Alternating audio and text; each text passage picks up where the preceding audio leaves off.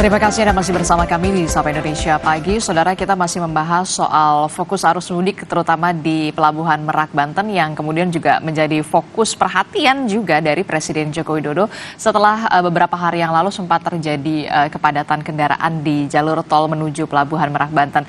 Masih bersama Pak Darmaning Tias dari studio, kemudian juga dari sambungan Zoom sudah ada dari PT ASDP sudah ada Bu Selvi. Bu Selvi, ini kan tadi kalau kata Pak Darmaning Tias seharusnya idealnya begitu ya, kalau yang belum punya tiket begitu dipisah dulu lah kendaraannya ke satu zona begitu yang dan supaya yang punya tiket ini bisa langsung melaju untuk melakukan penyeberangan. Anda setuju atau nanti akan ada evaluasi soal ini, Bu Selvi? Oke, baik. Yang pertama tentunya kami mengharapkan kerjasama dari seluruh para pengguna jasa. Pertama mereka harus bertiket dulu ya Mbak ya. Karena kan kalau misalnya kita menyiapkan area penampungan juga tidak akan bisa cukup gitu untuk menampung para penggunanya tidak bertiket gitu. Jadi pertama memang kami berharap ketertiban para pengguna jasa kerjasamanya untuk bisa bertiket dulu gitu ya. Kemudian kalau misalnya memang ada urgensi mungkin mereka datang belum tepat waktu bisa kita tampung dulu gitu ya.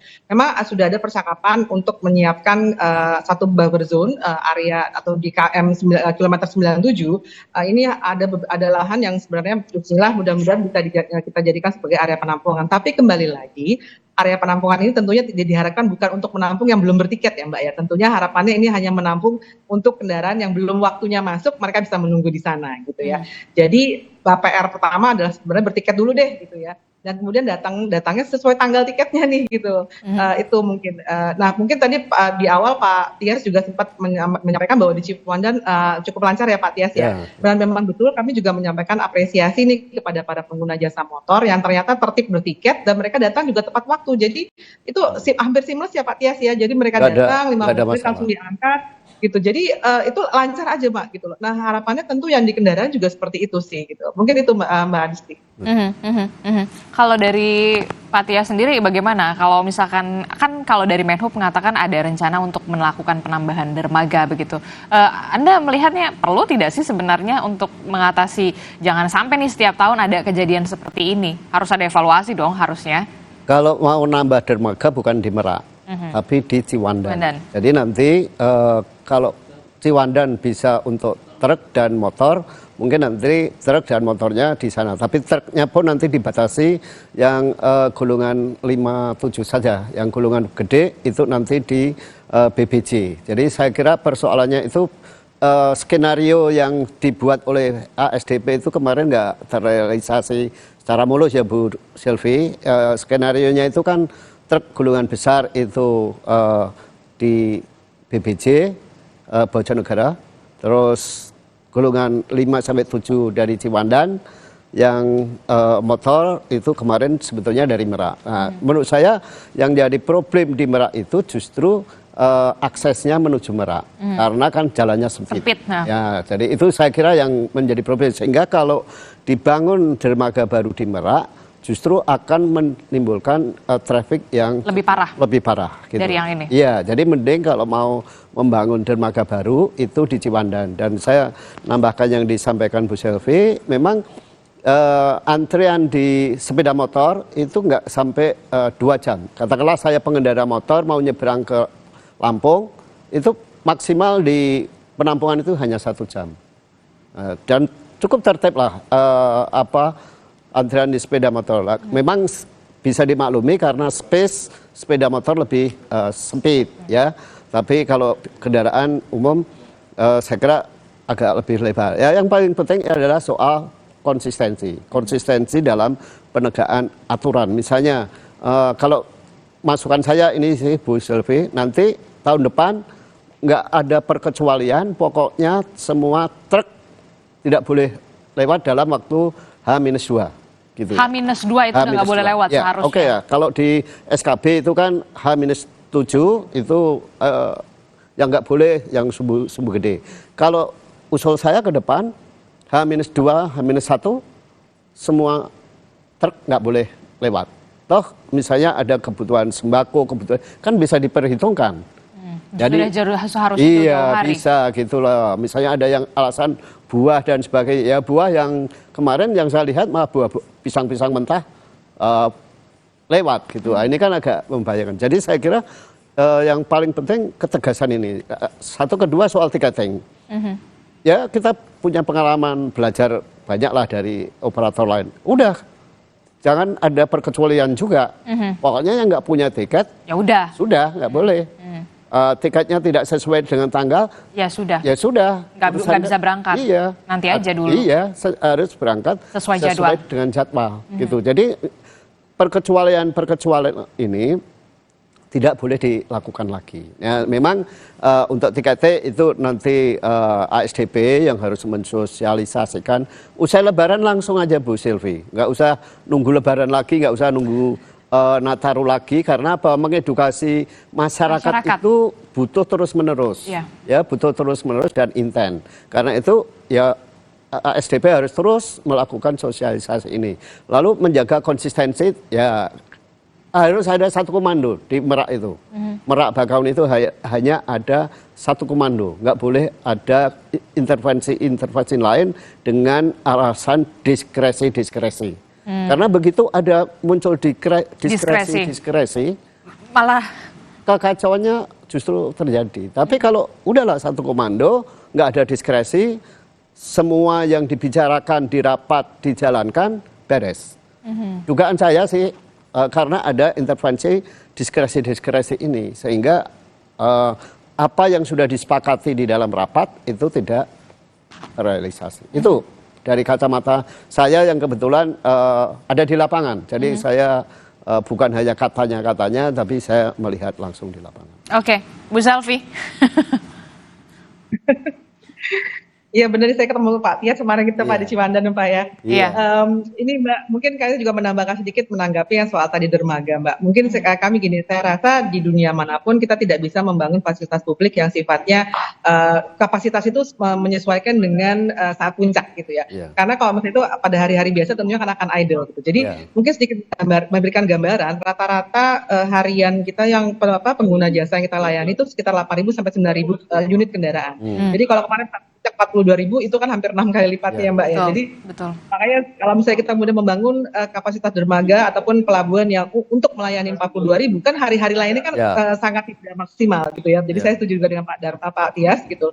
Kemudian kalau dari kami tadi memang kembali secara sistem pada saat kemarin kita ada dibuka pelabuhan perbantuan di Ciwandan, dan secara tiket pun sebenarnya kami sudah atur nih Mbak. Jadi ketika roda 2 misalnya mereka hanya bisa memilih dari Ciwandan ke Bakahuni gitu. Tidak ada lagi, mereka tidak bisa lagi memilih Merak gitu ya. Dari Merak gitu.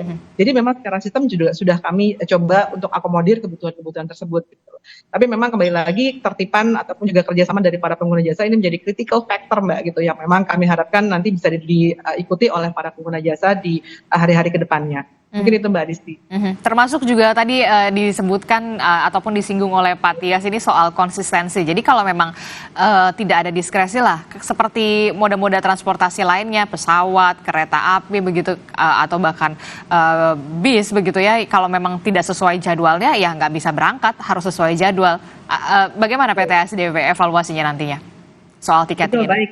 Ini memang menjadi PR kita bersama gitu ya. Cuma memang tadi kami harapannya juga tentunya balik lagi nih, kalau memang semua sudah tertib, datang punya tiket, datang tepat waktu gitu, kami juga akan lebih mudah buat kami juga untuk mengelola. Nah memang kemarin juga kan PR kami tuh yang pada saat kejadian itu balik lagi ketika sudah banyak sekali gitu, akhirnya kan jadi tidak kemudian para pengguna jasa mungkin sudah cukup melakukan perjalanan panjang, jadi mereka mungkin kurang sabar gitu ya. Nah tentunya kan dari kami, harapan kita semua lah saya rasa para semua pengguna jasa yang melakukan mudik, harapan kita kan adalah antri gitu. Maksudnya pasti terjadi antrian Mbak dimanapun, di dunia manapun pada saat puncak pasti akan ada antrian gitu ya. Jadi tapi kan yang kita harapkan antrinya lancar, tertib dan lancar, itu saja kan gitu. Nah jadi ya ini memang sama-sama yuk semuanya deh gitu loh, kita semuanya tertib dan juga lancar, maksudnya tertib dan juga bekerja sama kolaboratif gitu, dan ikuti arah petunjuk petugas nih gitu di lapangan gitu. Jadi jangan tiba-tiba disuruh tunggu, akhirnya mereka nyodok sini nyodok sana, akhirnya juga benar-benar tadi pengoperasian di lapangan juga menjadi agak sulit gitu ya. Jadi kembali lagi saya terima kasih kepada para pengguna jasa roda 2 khususnya tahun ini yang sangat luar biasa, mereka tertib, datang juga tepat waktu, jadi sangat melancarkan, itu sudah terbukti kok gitu. Jadi harapannya di kendaraan yang roda 4 ataupun kendaraan pribadi juga bisa sama tertibnya nih dengan kendaraan roda 2. Demikian Mbak Adisti. Oke, jadi jangan mau kalah ya, pemotor aja ternyata tertib loh di pelabuhan begitu ya. Masa yang kendaraan pribadi malah justru out-outan. Ya, saya gini Bu Sylvie, kalau kita belajar dari operator lain, saya kira konsistensi itu menjadi penting. Artinya gini, saya itu termasuk sekarang ya, menyadari bahwa masyarakat mudah diedukasi, asal ada pedomannya. Iya, ada sosialisasinya. Ada tauladannya gitu ya. Artinya apa? Ketika misalnya yaitu tadi yang saya sebut diskresi itu, tidak ada diskresi, pokoknya enggak. Tiket Anda berangkat tanggal berapa? Tanggal 9. Oh ini baru tanggal 6. Anda enggak bisa. Silakan Anda pulang. Urusan begitu ya. Anda sudah punya tiket belum? Belum. Silakan Anda pulang. Asal ada ketegasan gini, masyarakat itu dari mulut ke mulut akan bercerita. Jangan datang ke pelabuhan kalau tidak sesuai dengan jadwal. Gitu. Jadi kuncinya justru pada penegakan regulasinya ini.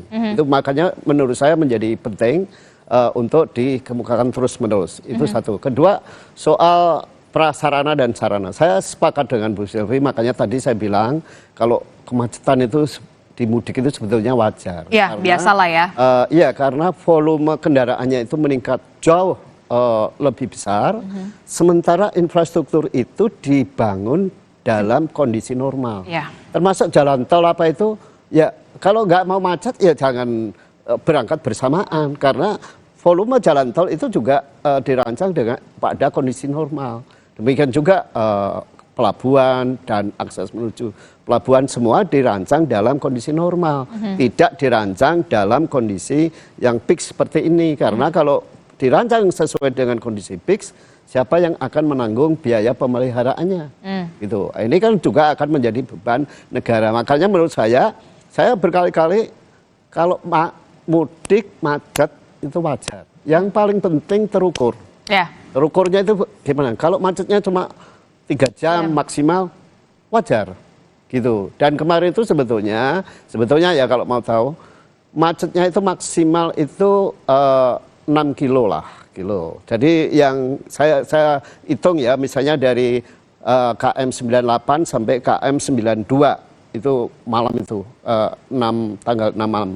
Itu aja. Nah, kalau itu sebelum KM 92 lancar semuanya. Nah, ini kenapa? Karena antri menuju ke pelabuhan. Nah, semua pengen masuk ke pelabuhan dalam waktu yang bersamaan. Itu nggak bisa. Ya. Gitu. Makanya butuh ada alternatif, jalan alternatifnya, misalnya Babarsun atau apa. Kira-kira begitu. Dan harus tegas, Bu Sylvie, mulai Nataru, siapa yang nggak punya tiket balikin. Minta kerjasama dengan polisi tidak boleh memberikan diskresi. Gitu. Itu yang paling penting. Kuncinya pada soal diskresi itu. Nggak boleh ada diskresi di dalam situasi seperti ini. Satu komando. Oke. Entah polisi, entah ASDP, entah BPTD, tapi satu komando. Oke. Ini juga bisa menjadi bahan evaluasi juga ya, tentu saja bagi PT ASDP, jangan sampai kemudian supaya lebih baik lah, apalagi nanti ada Nataru dan juga perayaan-perayaan hari libur lainnya begitu ya Bu Sylvie ya. Ya baik, terima kasih banyak masukannya Pak Tias. Mudah-mudahan kita semua bisa bersinergi dengan baik nih dengan semua stakeholder. Oke, baik, terima kasih Corporate Secretary PT ASDP Indonesia Bu Sylvie Arifin telah bergabung bersama kami. Di studio sudah ada pengamat transportasi Pak Darmaning Tias. Terima kasih Bapak. Ya. Terima kasih Ibu. Selamat pagi, Assalamualaikum. Sehat selalu. Ya, terima kasih.